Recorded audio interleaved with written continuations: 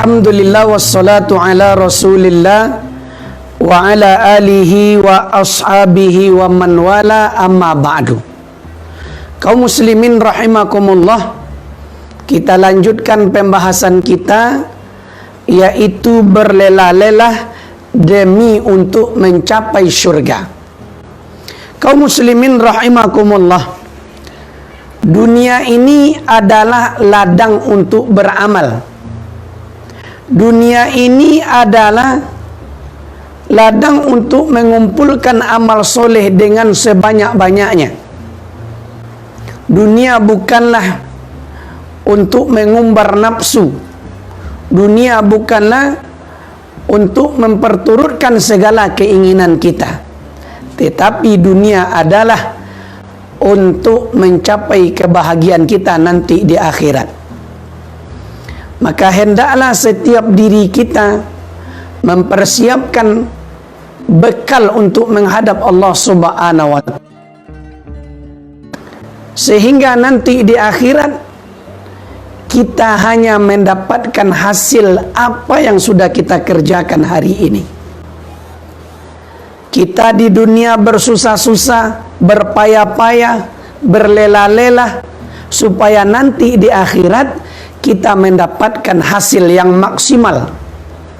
Kita nanti panen pahala ketika hari ini kita betul-betul bersungguh-sungguh di dalam kehidupan dunia ini untuk mengerjakan amal soleh sebanyak-banyaknya.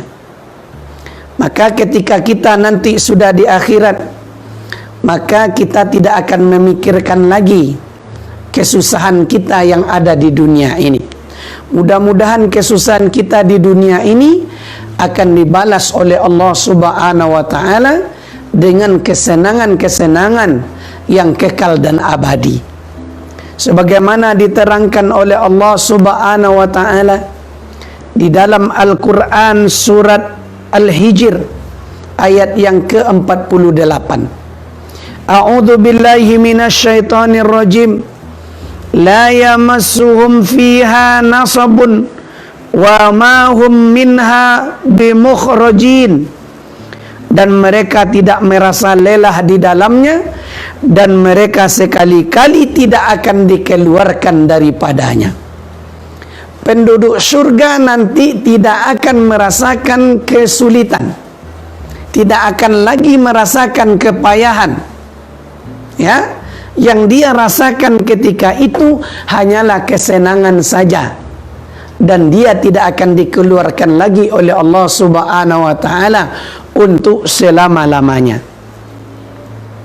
Makanya kenikmatan surga ini sangat luar biasa, sebagaimana juga digambarkan oleh Allah Subhanahu wa Ta'ala di dalam surat Muhammad, surat yang ke-47 ayat yang ke-15. A'udzu billahi minasyaitonir rajim. Matsalul jannati allati wu'idal muttaqun. Perumpamaan penghuni surga yang dijanjikan oleh Allah kepada orang-orang yang bertakwa. Fiha anharun min ma'in ghairi asinin. Yang di dalamnya ada sungai-sungai dari air yang tidak berubah rasanya. Wa anharun min labanin lam yataghayyaru ta'muhu. Di dalam surga nanti juga ada sungai-sungai dari susu yang tidak berubah rasanya. Wa anharun min khamar lazzatil lisyaribin. Di surga nanti juga ada sungai khamar yang lezat rasanya bagi peminumnya. Wa anharun min asalin musaffa wa lahum fiha min kulli samarat. Di surga juga ada sungai dari madu yang disaring, dan mereka memperoleh di dalamnya segala macam buah-buahan. Wa maghfiratum min rabbihim, dan mereka mendapat ampunan dari Allah Subhanahu wa Ta'ala. Kaum muslimin rahimakumullah, Allah telah menjelaskan kepada kita bahwa nanti di surga ada namanya sungai susu yang rasanya tidak akan pernah berubah. Di surga nanti juga ada namanya sungai khamar yang tidak memabukkan. Di surga nanti juga ada namanya sungai madu yang rasanya juga sangat manis. Bahkan di dalam surga ada berbagai macam buah-buahan yang kapanpun kita bisa merasakannya, bisa memakannya. Akan tetapi kaum muslimin yang dirahmati Allah, jalan menuju untuk surga itu tidak segampang yang kita pikirkan. Jalan menuju surga itu banyak onak dan durinya, banyak tantangannya. Karena jalan menuju surga itu adalah bertentangan dengan hawa nafsu kita. Surga yang kata Nabi SAW begitu nikmatnya, yang Nabi menggambarkan di dalam hadisnya, mala ainun ra'at, belum pernah terlihat oleh mata, wala uzunun sami'at, belum pernah didengar oleh telinga, wala khatara ala qalbil bashar, dan tidak pernah terlintas sedikit pun oleh hati. Itulah gambaran yang disampaikan oleh Nabi SAW. Namun sekali lagi kaum muslimin, untuk meraih itu tidaklah gampang. Untuk mendapatkan surga itu tidaklah gampang.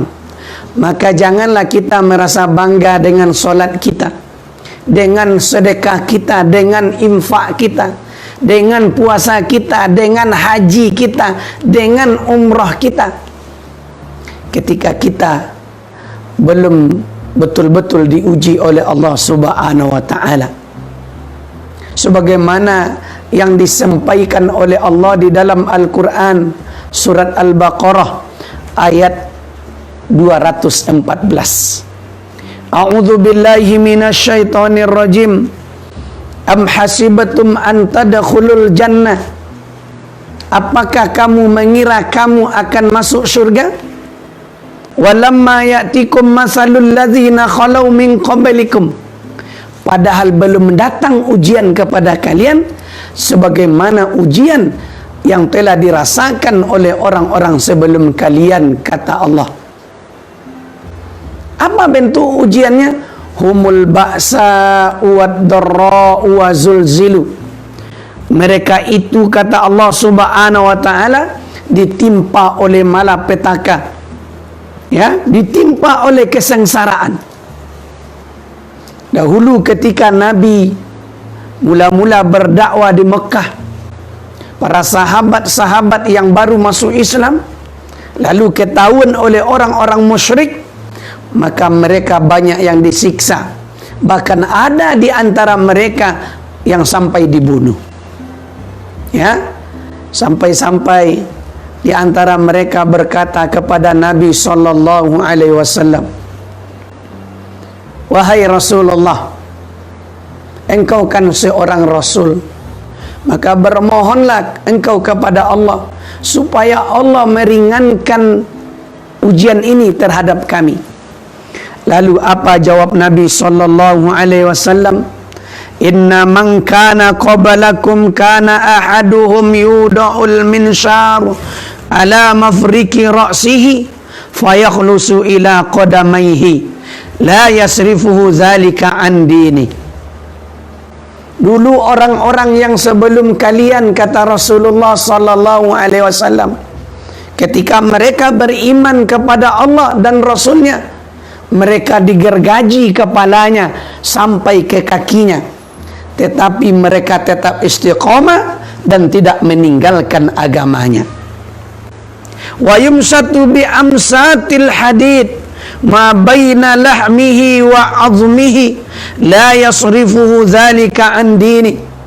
Dan bahkan dulu juga ada orang-orang sebelum kalian, kata Rasulullah, yang disisir dengan sisir besi sehingga dagingnya itu berpisah dengan tulangnya, terkelupas seluruh dagingnya, namun mereka tetap istiqomah dengan agamanya, tidak berubah, Itulah yang mereka alami dahulu, kata Rasulullah sallallahu alaihi wasallam. Ya, begitu besarnya goncangan, ya, wazulzilu, goncangan yang mereka terima. Ya, mereka ditakut-takuti, mereka diintimidasi, mereka dikatakan aliran keras, mereka dikatakan teroris, mereka dikatakan fundamentalis dan lain sebagainya. Itu yang mereka alami dahulu.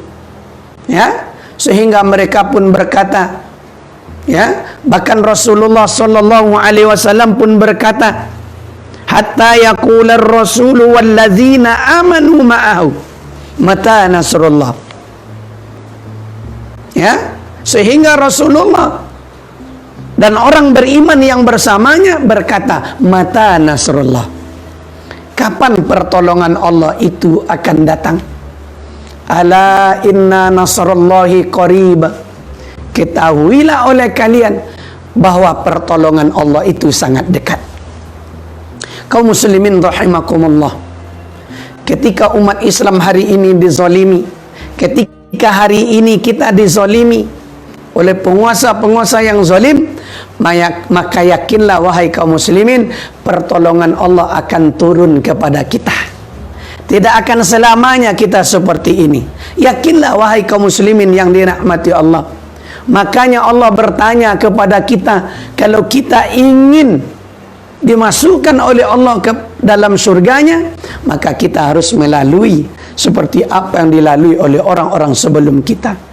Am hasibatum an tadkhulul jannah. Apakah kalian mengira kalian akan masuk ke dalam surga? Walamma ya'tikum masalul ladzina khalau min qablikum. Padahal belum datang ujian kepada kalian sebagaimana juga yang terjadi terhadap orang-orang sebelum kalian, kata Allah. Ya, mereka diuji oleh Allah dengan berbagai macam kesengsaraan, malapetaka, bahkan goncangan. Itulah yang mereka alami, wahai kaum muslimin yang dirahmati Allah. Maka sekali lagi kami sampaikan kepada seluruh kaum muslimin dimanapun kita berada, jangan kita merasa puas dengan solat yang sudah kita kerjakan. Jangan kita merasa bangga dengan sedekah yang sudah kita berikan, dengan zakat yang sudah kita keluarkan. Jangan merasa puas. Jangan merasa bangga kita dengan pahala haji umroh kita, ketika kita tidak peduli dengan agama kita, ketika kita tidak mau memperjuangkan agama kita. Kenapa? Sebab nanti Allah subhanahu wa ta'ala akan bertanya kepada kita, ketika Allah dan Rasulnya dihina, ketika kitab suci kita dilecehkan, apakah ada pembelaan oleh kalian, kata Allah? Kita nanti mau jawab apa di hadapan Allah subhanahu wa ta'ala ketika memang kita tidak peduli, yang kita pikirkan hanya diri kita, sementara kita tidak peduli dengan agama kita, dengan Allah dan Rasulnya, dengan kitab suci kita, dihina dan dilecehkan oleh orang-orang kafir, oleh orang-orang munafik, oleh orang-orang fasik. Ketika kita tidak bela, maka sekali lagi Allah akan tuntut kita nanti pada hari kiamat. Maka tugas kita sekarang adalah kita wajib membela agama Allah subhanahu wa ta'ala. Kita wajib membela Allah dan Rasulnya. Kita wajib membela kitab suci. Ketika ada di antara manusia-manusia yang durjana, manusia-manusia bejat, yang menghinakan Allah dan Rasulnya, yang merendahkan kitab sucinya, maka itulah tugas kita bersama. Kalau tidak, mengapa Allah subhanahu wa ta'ala memanggil kita di dalam Al-Quran surat Muhammad ayat yang ke-7 itu, ya ayyuhalladzina amanu in tansurullaha yansurkum wa yusabbit aqdamakum. Hai orang-orang yang beriman, tolonglah oleh kalian agama Allah ini. Jika kalian tolong agama Allah, maka pasti Allah juga akan menolong kalian, dan Allah akan teguhkan pendirian kalian. Artinya apa? Allah akan berikan keistiqomahan kepada kalian di dalam beragama ini. Maka kalau ada orang hari ini berdakwah, menyampaikan dakwanya lalu dia mencari yang aman saja, berarti dakwanya ini perlu dipertanyakan. Kenapa demikian? Karena para nabi dan rasul dahulu semuanya ditentang dakwanya. Lebih banyak yang kontra daripada yang pro. Lebih banyak yang tidak suka daripada yang senang. Bacalah sejarah, wahai kaum muslimin yang dirahmati Allah. Ketika Nabi SAW dahulu menyampaikan dakwanya di Mekah, padahal sebelumnya Rasulullah SAW diberi gelar oleh orang Mekah itu dengan gelar Al-Amin, orang yang sangat terpercaya. Namun apa yang terjadi ketika Nabi kita sudah diangkat menjadi Rasul? Apakah mereka masih sayang? Apakah mereka masih menerima omongan Nabi SAW? Ternyata tidak, wahai kaum muslimin. Ya, orang yang dekat menjadi jauh. Ya, orang yang sayang menjadi benci. Karena itulah sunnatullah dakwah. Ketika dakwah disampaikan dengan kebenaran apa adanya, maka dakwah itu akan dibenci oleh orang-orang kafir, akan dibenci oleh orang-orang munafik, akan dibenci oleh orang-orang fasik. Maka kalau ada sekali lagi hari ini kaum muslimin yang dirahmati Allah, ketika kita mencari aman di dalam berdakwah, maka perlu dipertanyakan dakwah kita itu. Ya, kalau ada kita di dalam berjuang ini tidak ingin diintimidasi, tidak ingin diteror, ya, berarti dakwanya boleh dikatakan dakwah yang tidak benar, ya, dakwah yang tidak sesuai dengan tuntunan Nabi SAW. Karena setiap kebenaran yang kita sampaikan itu pasti ada musuhnya, ya. Maka oleh karena itu kaum muslimin yang dirahmati Allah, untuk menggapai surga itu tidak gampang, penuh perjuangan, banyak rintangan, banyak cobaan, banyak ujian yang harus kita lalui. Tentu saja ujian yang kita alami tidak sama, tentu saja berbeda-beda, tergantung dengan keimanan kita masing-masing. Ujian yang paling berat itu adalah ujian yang dirasakan oleh para nabi dan rasul. Ujian yang paling berat ada yang dirasakan oleh para nabi dan rasul. Mereka dicaci maki, mereka dihina, mereka dikatakan gila, mereka dikucilkan, ya? Sehingga masyarakat ketika itu membencinya. Itulah yang dialami oleh para nabi dan rasul. Lalu baru generasi setelahnya, generasi sahabat, generasi tabi'in, generasi tabi'ut tabi'in. Ya, bacalah sejarah wahai kaum muslimin yang dirahmati Allah. Kenapa dahulu, ya, para sahabat Nabi yang baru masuk Islam itu disiksa, ya, karena mereka mempertahankan akidahnya. Mereka rela disiksa, rela, ya, dipermainkan oleh musuh-musuh ketika itu karena mempertahankan akidahnya, ya, karena mempertahankan tauhidnya, mempertahankan keimanannya. Kenapa dahulu seorang Sayyid Qutb, beliau rela digantung di tiang gantungan karena mempertahankan akidahnya, karena mempertahankan syariat Islam. Kenapa dulu seorang Imam Ahmad bin Hanbal rela dia disiksa, rela dia dipenjara karena mempertahankan keyakinannya bahwa dia dipaksa oleh orang Mu'tazilah ketika itu untuk mengakui bahwa Al-Quran ini adalah makhluk. Sehingga murid-murid Imam Ahmad berkata, wahai Syekh, wahai Imam, sudahlah, akui sajalah, kan di dalam hatimu tidak. Apa kata Imam Ahmad? Ketika saya mengatakan bahwa Al-Quran ini adalah makhluk, maka nanti orang banyak juga akan mengatakan Al-Quran ini juga makhluk. Dia rela mempertahankan akidahnya walaupun dia disiksa, walaupun dia dipenjara. Kalau kita berbicara untuk ukuran Indonesia, lihatlah dulu Buya Hamka. Dia di penjara karena dia mempertahankan kebenaran agamanya. Lihatlah dulu Buya Muhammad Natsir, dia juga di penjara. Lihatlah sekarang Ustaz Abu Bakar Ba'asyir, dia di penjara.